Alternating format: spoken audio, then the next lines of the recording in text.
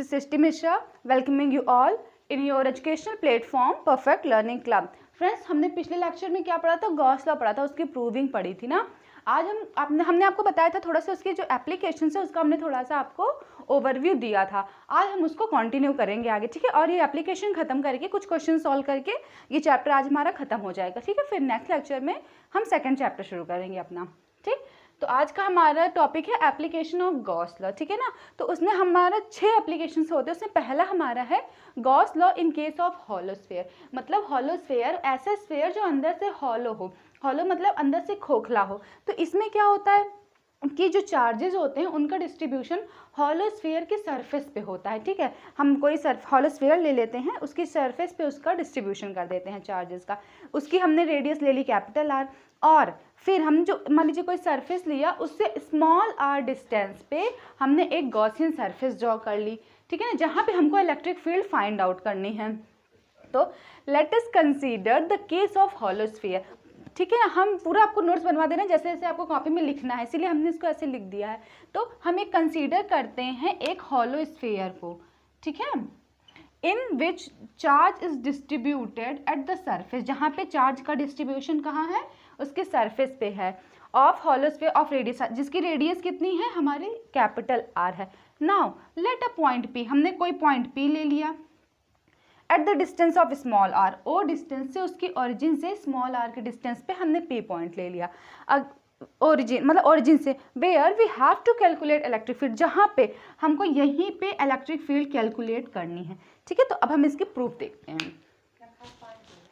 हमने जो first case लिया था हॉलो स्फीयर का, उसका हम केस 1 देखते हैं, जिसमें जो हमारा ये स्मॉल आर है वो ग्रेटर देन है कैपिटल आर से, ठीक है ना। दिख ही रहा है भाई, स्मॉल आर हमारे यहाँ पे ग्रेटर देन है कैपिटल आर से, ठीक है ना।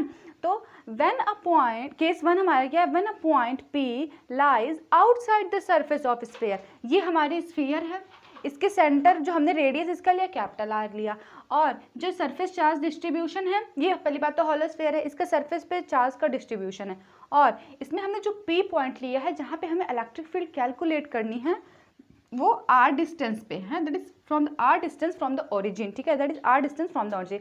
तो वो ओरिजिन से आर स्मॉल आर डिस्टेंस पे है, यहाँ पे हमें इलेक्ट्रिक फील्ड कैलकुलेट करनी है।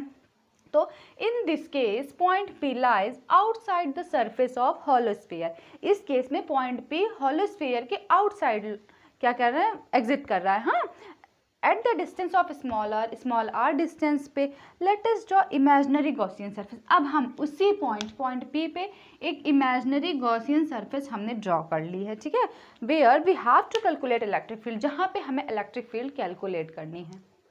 अब हम जो हमारे फर्स्ट केस था इसकी प्रूविंग देख रहे हैं कि now from the Gauss law, हम यहाँ पे देखिए प्रूविंग गॉस लॉ की है, एप्लीकेशन गॉस लॉ का है, तो यहाँ पे हम क्या अप्लाई करेंगे, गॉस लॉ अप्लाई करेंगे। तो गॉस लॉ होता है, हमने आपको बताया था ना इंटीग्रल फॉर्म में गॉस लॉ का, तो E N D S is equal to Q upon epsilon naught. मैंने कहा था कि वहाँ पे जो अगर आप इंटीग्रल और डिफरेंशियल फॉर्म पढ़ते हैं वहाँ पे थोड़ा सा समझ लेते हैं, एक 1 लाइनर ही था, तो आगे हमें हेल्प करेगा, नहीं तो आपको पता चलता है ये कहाँ से आया, ठीक है। तो E N D S is equal to Q upon epsilon naught हो गया। तो एन कैप हमारा यूनिट वेक्टर है, ठीक है, तो इसको हटा देंगे तब भी कोई प्रॉब्लम नहीं होगी।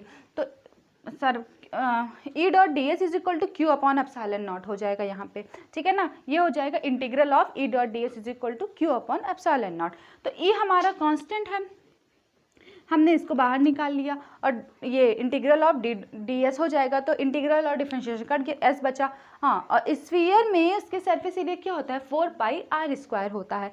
तो E into 4 pi R square is equal to Q upon epsilon naught होता है। अब हमने क्या किया, ये मल्टीप्लाई में है, यहाँ पे ई को यहीं रहने देंगे, इसको नीचे ले आएंगे इसकी मल्टीप्लाई में, तो 1 upon 4 pi R square Q upon epsilon naught हो गया। अब हम इसको सेट कर लेते हैं, तो E is equal to 1 upon 4 pi epsilon naught Q by R square. ये हमारी आगे इलेक्ट्रिक फील्ड केस फर्स्ट के लिए, ठीक है ना, जिसमें r small r is greater than capital R था हमारा। तो ये हमारी फर्स्ट केस के लिए है। Let us move to second case, ठीक है। हमारा केस 2 है कि when point P lies on the surface of hollow sphere, कि इसके पहले हमने देखा था कि जो हमारा पॉइंट P है वो outside the surface of hollow sphere lie कर रहा था। अब यहाँ पे सेकंड केस में है कि हमारा जो पॉइंट है वो eight the surface of hollow sphere, मतलब ये हमारी r डिस्टेंस पे है और यहीं पे इसी पॉइंट पे हमें इलेक्ट्रिक फील्ड कैलकुलेट करनी है। ये है हमारा पॉइंट P जो ओरिजिन से स्मॉल r डिस्टेंस पे है, ठीक है ना। हाँ, स्मॉल तो यही, इसी को हम वर्ड्स में लिख देंगे और यहाँ पे चार्जेस का डिस्ट्रीब्यूशन तो सरफेस पे ही है। तो in this case point P lies on the surface of hollow sphere, मतलब पॉइंट P सरफेस के हॉलो स्फीयर के सरफेस पे लाई कर रहा है eight the distance of r distance पे विद रिस्पेक्ट टू ओरिजिन से r डिस्टेंस पे ये लाई कर रहा है। तो हम एक गॉसियन सरफेस ड्रॉ कर लेंगे जो कि हम ड्रॉ करेंगे इसी पे, ठीक है ना। इसी सरफेस पे ही हम गॉसियन सरफेस ड्रॉ कर लेंगे at point P where we have to calculate electric field, जहाँ पे हमें इलेक्ट्रिक फील्ड कैलकुलेट करनी है। अब देखते हैं इलेक्ट्रिक फील्ड कैसे कैलकुलेट होती है। चलिए, तो फ्रॉम गॉस लॉ, हम गॉस लॉ से क्या जानते हैं, E dot N cap D S is equal to Q upon epsilon naught. ये है सर्किल इंटीग्रल है। चलिए, integral of E dot D S N cap हटा दी क्योंकि ये हमारा यूनिट वेक्टर था, ठीक है। क्यू अपॉन एप्सिलॉन नॉट, तो E into integral of D S, तो इंटीग्रल और ये डी एस ये दोनों कैंसिल आउट हो जाएंगे बाई कैंसिलेशन लॉ और ये क्यू अपॉन एप्सिलॉन नॉट हो जाएगा, तो ये केवल एस बचेगा। तो E dot S is equal to Q upon epsilon naught. और सरफेस के लिए हॉलो हो चाहे सॉलिड हो, सरफेस के लिए फॉर्मूला होता है 4πr², लेकिन जो हमारा यहाँ पे r है वो is equal to capital R है।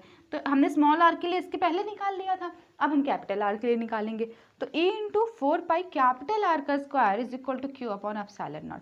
अब हम इसी को सिस्टमैटिक वे में लिख देंगे, is equal to 1/4πr² Q upon epsilon naught. अब हम इसको 1/4π एप्सिलॉन नॉट को एक साथ कर लेते हैं क्योंकि ये हमारा कांस्टेंट होता है। तो is equal to 1/4π epsilon naught Q by r², यही हो जाएगी हमारी इसकी इलेक्ट्रिक फील्ड। कुछ नहीं था, पिछले वाले में क्या निकला था, is equal to 1/4π epsilon naught Q by small r का स्क्वायर निकला था और इसमें कैपिटल R का स्क्वायर निकल गया। अब देखते हैं नेक्स्ट में क्या निकलता है। हमारा केस 3 है, यहाँ पे क्या होता है, देखिए हमने केस फर्स्ट में क्या देखा कि हमारा जो पॉइंट P है वो outside the surface of hollow sphere lie कर रहा है, ठीक है।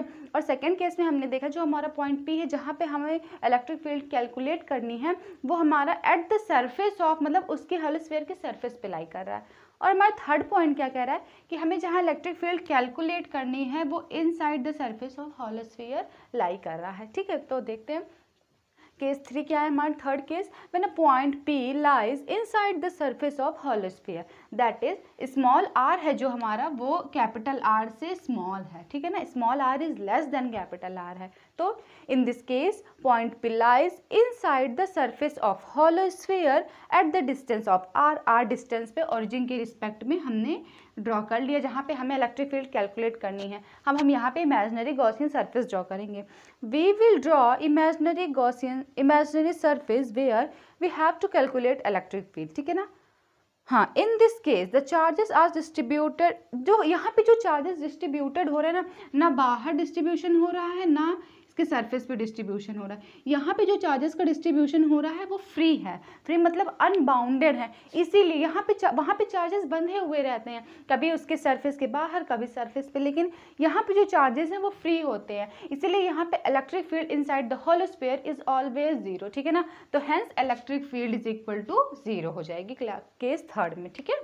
सेकेंड टॉपिक है, मतलब इसका सेकेंड केस है जो हमने 6 एप्लीकेशंस देखे थे ना। अब हमने देखा कि फर्स्ट में भी 3 पार्ट थे, वो हमने अभी पूरा कवर अप किया। अब हम सेकेंड देखते हैं। तो Gauss law in case of solid sphere, अभी तक हमने हॉलो स्फीयर में देखा था गॉस लॉ, अब हम गॉस लॉ देखेंगे सॉलिड स्फीयर में, ठीक है। In this case of solid sphere the charge is distributed in whole of the volume. यहाँ पे ध्यान देने वाली बात है, जो हमारा हॉलो स्फीयर था वहाँ पे चार्ज वॉल्यूम में डिस्ट्रीब्यूट नहीं हो रहा था, वहाँ पे चार्ज सरफेस पे डिस्ट्रीब्यूट हो रहा था, जबकि यहाँ पे सॉलिड स्फीयर में जो चार्ज है वो होल ऑफ द वॉल्यूम में डिस्ट्रीब्यूट हो रहा है, ठीक है ना। तो v इज इक्वल टू क्या होता है किसी चीज़ का वॉल्यूम, मतलब स्फीयर का volume, v is equal to 4/3 r³ r³ capital R³ किस लिए किए हैं, क्योंकि यहाँ पे हमारा O है और कैपिटल R के डिस्टेंस पे है, ठीक है ना, मतलब उसकी जो रेडियस है वो कैपिटल R है। तो अच्छा, हम जानते हैं कि dq is equal to rho dv, ये हमारा एक फॉर्मूला होता है, ठीक है ना। dq is equal to rho dv formula होता है। तो अगर हम देखिए हमें क्या करना है, अगर हम इसको इंटीग्रेट कर देते हैं तो ये डी हट जाएगा, तो Q is equal to integral volume integral of rho into D V हो जाएगा, ठीक है ना। और अगर हम इसको बाहर निकाल लें ऐसे तो ये बाहर चला जाएगा, रो बाहर आ जाएगा, और ये वी डी वी, तो ये तो हटा, क्या बचा, केवल वी बचा, तो Q is equal to rho into V हो गया, ठीक है ना। तो Q इज इक्वल टू ये जो हमारी ये वैल्यू है और ये वैल्यू है, यही V की वैल्यू उठा के हम इस इक्वेशन 1 में पुट कर देंगे, तो क्या आ जाएगा, V की value 4/3 pi R cube into rho हो जाएगा, ठीक है। ये तो हमने थोड़ा सा देखा, सॉलिड स्फीयर में हमें इसकी ज़रूरत पड़ेगी, वॉल्यूम की ज़रूरत पड़ेगी, Q की ज़रूरत पड़ेगी, इसलिए हमने निकाला, ठीक है ना। अब हम इसका केस फर्स्ट देखते हैं कि केस फर्स्ट में क्या करना है। उस सेकंड जो हमारा सॉलिड स्फीयर है उसका हम केस फर्स्ट देखते हैं कि point P lies outside the solid sphere. जो हमारा पॉइंट P है वो सॉलिड स्फीयर के आउटसाइड लाइज कर रहा है, और यहाँ पे क्या होता है, जो चार्जेस का डिस्ट्रीब्यूशन होता है वो होल ऑफ द वॉल्यूम में होता है, पूरे सॉलिड स्फीयर में चार्जेस का डिस्ट्रीब्यूशन होता है, ठीक है। तो हम क्या करते हैं, let us draw an imaginary Gaussian surface at the distance of small r. ये हमारी स्मॉल आर डिस्टेंस है ओरिजिन से, जहाँ पे हमने let us draw an imaginary Gaussian surface at point P at the distance of r, ठीक है, where we have to calculate electric field, जहाँ पे हमें इलेक्ट्रिक फील्ड कैलकुलेट करनी है। जो हमने पिछले में आपको वो सब लिखवाया था ना, मतलब कि इसकी शुरुआत में कि r डिस्टेंस पे लेते हैं, पूरा वही चीज़ है, इसलिए हमने इसमें लिखा नहीं है, ठीक है ना। तो गॉस लॉ से क्या होता है, हम गॉस लॉ से जानते हैं E dot N cap D S is equal to Q upon epsilon naught, ठीक है। तो एन कैप तो यूनिट वेक्टर होता है, तो E dot D S is equal to Q upon epsilon naught, तो E हमारा बाहर निकल गया, integral of D S is equal to Q upon epsilon naught. तो डी एस, जो ये डी एस है, ये इसको हम क्या लिख सकते हैं, इसको हम लिख सकते हैं E dot S is equal to Q upon epsilon naught. तो s की वैल्यू क्या होती है, 4πr² होती है इसकी वैल्यू, तो E into 4πr² q upon epsilon not होती है, ठीक है। तो E को क्या करते हैं, यहीं रहने देते हैं, 4πr² को हम इसके नीचे ले आते हैं, मतलब यहाँ पे डिवाइड में ले आते हैं, तो E is equal to 1/4πr² Q upon epsilon naught. अब हम इसको सिस्टमैटिक वे में लिख लेंगे जैसे हम इसके पहले करते थे, तो क्या निकल के आ गया, E is equal to 1/4πε0 q by r²। जब हम इसमें इसके पहले हॉलो स्फीयर का करते थे तो यही हमारा आंसर हो जाया करता था, लेकिन यहाँ पे हमने अभी आपको निकाल के दिखाया था, चार्ज और वॉल्यूम दोनों की वैल्यू निकाल के दिखाई थी, तो जो हमारी चार्ज की वैल्यू निकली थी वही उठा के हम इस इक्वेशन में क्यू में पुट कर देंगे, ठीक है। क्या वैल्यू निकली थी, Q is equal to 4/3 pi R cube into rho निकली थी, तो इसी में पुट कर देंगे। E इज इक्वल टू 1/4πε0 4/3, 4 से 4 कटा, और क्या कटा, r² 4/3, तो हाँ क्या बचा, रो r cube 3r² into epsilon not बचा, ठीक है ना। तो यही हो जाएगी हमारी इसकी वैल्यू, ये हो जाएगी हमारी इस केस की, सेकंड केस में जो पहला केस हमने लिया था उसकी वैल्यू हो जाएगी हमारी, ठीक। हाँ, तो हमारा इसमें केस फर्स्ट क्या है कि point P lies on the surface of solid sphere. अभी तक हमने क्या देखा, आउटसाइड द सरफेस देखा, अब हम ऑन द सरफेस देखेंगे। जो हमने हॉलो स्फीयर के लिए पढ़ा था वही इसमें भी है, लेकिन उसमें हमने क्या किया, सीधे सीधे E की वैल्यू निकाल के रख दिए थे, इसमें हमने Q और V की वैल्यू पहले ही निकाल ली है, तो हम बाद में जब हमारी E की वैल्यू आती है तो हम उठा के उसी में पुट कर देते हैं, ठीक है। तो हमने एक सरफेस ले लिया जहाँ पे चार्ज जो है पूरे होल ऑफ द वॉल्यूम में डिस्ट्रीब्यूटेड है, और हमने पॉइंट P ले लिया at the surface of solid sphere, जहाँ पे हमें इलेक्ट्रिक फील्ड को कैलकुलेट करना है। तो गॉस लॉ से हम क्या जानते हैं कि E N D S is equal to Q upon epsilon naught. E बाहर निकल गया, N तो हट गया, यूनिट वेक्टर है, D S Q upon epsilon naught. D S को जब इंटीग्रेशन और डिफरेंशिएशन है तो केवल S बचा, क्यू अपॉन एप्सिलॉन नॉट। और सॉलिड स्फीयर या कोई भी स्फीयर की वैल्यू क्या होती है, उसके सरफेस, उसकी एरिया की 4πr² q upon epsilon not. हमने E को यहीं रखा, 1/4πr² को नीचे ले आए, उसको सिस्टमैटिक वे में लिखा, 1/4πε0 क्यू बाई r²। हमने Q की वैल्यू निकाली थी, हमने उठा के इस इक्वेशन में रख दी, ये सब अपना कट कुट जाएगा, क्या बचेगा answer, E is equal to R into rho is upon 3 into epsilon naught. ये हमारी E की वैल्यू मिल गई यहाँ पे, ठीक है। सेकेंड का हमारा केस थर्ड क्या है कि when a point P lies inside the surface of solid sphere. अब क्या हुआ, हमारा जो पॉइंट P है वो सॉलिड स्फीयर के अंदर लाई कर रहा है, ठीक है, इनसाइड। तो फ्रॉम गॉस लॉ से अभी तक अब तो याद हो जाना चाहिए कि गॉस लॉ से integral of E dot N cap D S is equal to Q upon epsilon naught. तो E हमारा बाहर निकल के आ गया, तो और डी एस हमारा यही है, तो इंटीग्रल और डिफ्रेंशिएशन कैंसिल आउट हो जाएगा। तो E S is equal to Q upon epsilon naught. S की क्या वैल्यू है जानते ही हैं, 1/4πr², E into 4πr² q upon epsilon naught. E is equal to 1/4π epsilon naught Q by r² हो गया। तो E is equal to 1/4π epsilon naught, q की वैल्यू हमने उठा के रख दी, 4 से 4 कटा, पाई से पाई कटा, r² से कटा, तो ई की वैल्यू क्या आ गई, r into rho upon 3 into epsilon naught. ये हमारी केस थर्ड की वैल्यू आ गई। हमने फर्स्ट एप्लीकेशन देखा, उसके 3 पार्ट देखे, सेकेंड एप्लीकेशन देखा, उसके भी 3 पार्ट देखे, ठीक है। तो हमने आज क्या क्या देखा, गॉस लॉ का फर्स्ट एप्लीकेशन, उसके 3 पार्ट, मतलब फर्स्ट एप्लीकेशन क्या था, Gauss law in case of solid sphere, अरे Gauss law in case of hollow sphere देखा।